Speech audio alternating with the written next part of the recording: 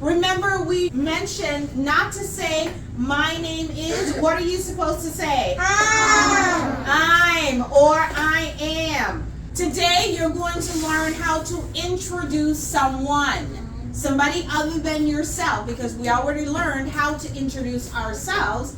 Now it's time to learn how to introduce someone like your dad, your mom, your teacher.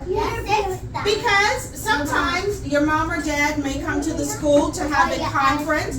Be quiet, please. Sometimes your mom or dad may come to school and have a conference with your teacher. You can say, Mom, this is my teacher, Mrs. Thompson. Mrs. Thompson, this is my mother, Ms. And then you say her name. You always want to introduce someone. If somebody's with you, okay, ladies and gentlemen, if someone is with you and you begin to have a conversation with someone they don't know, it's important to stop, introduce the two people, and then continue with your conversation.